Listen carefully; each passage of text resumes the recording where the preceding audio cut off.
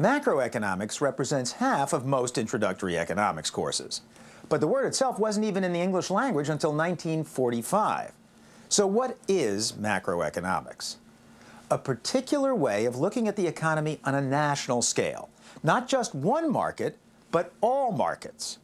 Aggregate supply, aggregate demand. It was the Great Depression in the 1930s that emphasized the importance of looking at the economy in terms of macroeconomic policy. Unemployment reached 25% in the U.S., 1 out of every 4 workers without a job. The economy seemed to be trapped in a downward spiral. Workers without jobs didn't have enough money to spend on what businesses had to sell, so businesses had to lay off more workers, who then also had less money to spend. And this happened in market economies all over the world. Things got so bad, in fact, that fascist governments took power in Germany, Japan, and elsewhere by promising prosperity, but bringing tyranny and ultimately provoking World War II. Some people began to hold up Soviet-style Russian communism as a way to avoid the downturns of market capitalism. Central planning would supposedly ensure economic stability, some thought at the time, rather than leave things to the free market. In a sense, macroeconomics was born as a defense of the market system. It analyzed what seemed to go wrong with a market economy so fixes could be made without abandoning the market system itself. The main fix was a bigger role for government in economic policy, without government taking over the economy, as in socialism or communism. Macroeconomic policy emphasized the use of 2 key government tools: monetary policy and fiscal policy. Neither of them, it was argued, had been used the way they should have been to avoid the Great Depression. Now, monetary policy is run by the Federal Reserve Bank, which was created not long before the Depression, in 1913. Many economists think that after the stock market crash of 1929, the Fed was paralyzed and that its failure to take action led to the economy-wide collapse. But we'll set aside monetary policy and the Fed for another video. This one focuses on that part of macroeconomics known as fiscal policy, the idea that when people don't spend enough, the government should spend. It can be spelled out this way. Economic output, or gross domestic product, is made up of consumption spending, plus investment spending, plus government spending. That's it. Since in the Depression, C and I were down to a trickle, G, government, had to spend instead. So government gave money to farmers. It spent money to employ construction workers, to build or fix roads, bridges, and the like. It even gave jobs to artists. Such jobs as these dot the map of the United States, giving work and hope to people who can't find jobs. The idea was to ignite the economy. The more people employed, the more money they would have to spend. The more they spent, the more companies would earn, thereby inducing them to hire back the people they'd laid off. We have seen a few of the 120,000 projects that are embraced by the Works program. Critics blasted government intervention on this scale as socialist. Defenders responded that government spending was simply saving capitalism from itself. Under this program, work pays America. But one thing was sure. Macroeconomics was a radical departure from what economists of the 1930s had believed. The textbooks of the time taught that a market economy, though subject to ups and downs, should be left to adjust by itself. And why shouldn't it? People are both suppliers and consumers. As workers, they make money. As consumers, they spend it. What can they spend it on but the things that workers make? So supply, according to an old French economist named Say, created its own demand.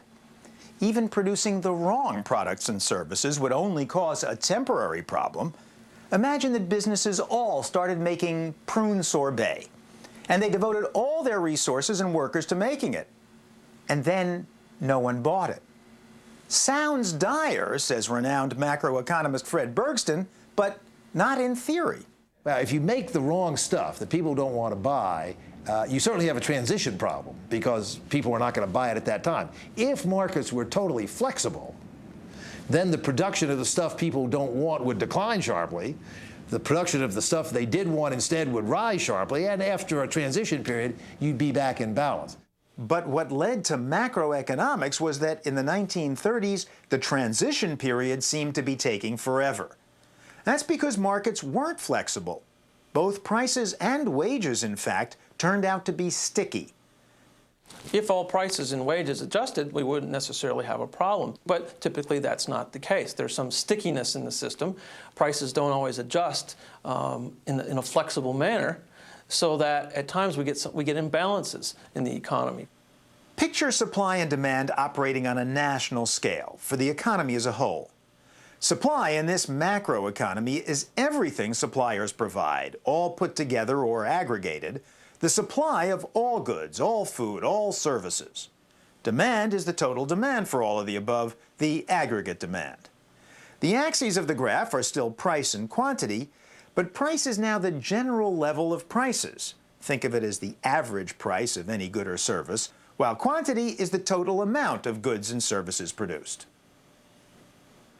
Notice that in this picture, the economy as a whole has a limit on how much GDP it can produce in any given period.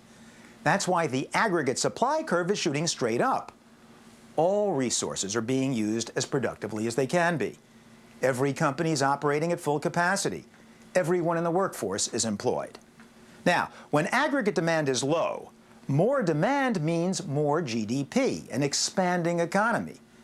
But once we're near the full capacity limit, any more demand will begin to translate into higher prices on the price level axis and slower growth in output on the GDP axis.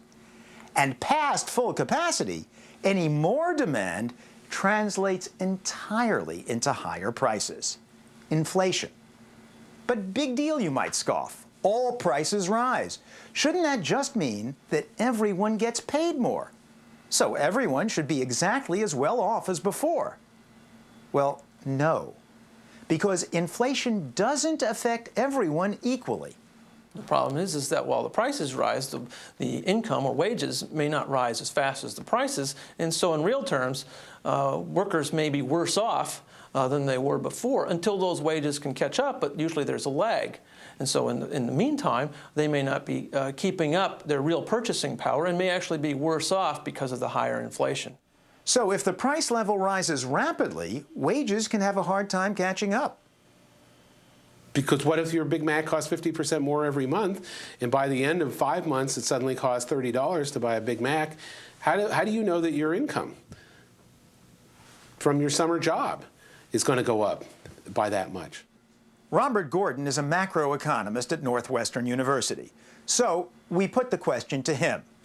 Shouldn't the market simply adjust? How do you know? It may not adjust. And especially the amount you're going to get from the bank, the amount you pay on this old mortgage that you took out 5 years ago. There are all sorts of legal obligations that people have that do not adjust automatically to whether inflation is high or low. And that means everything gets out of whack.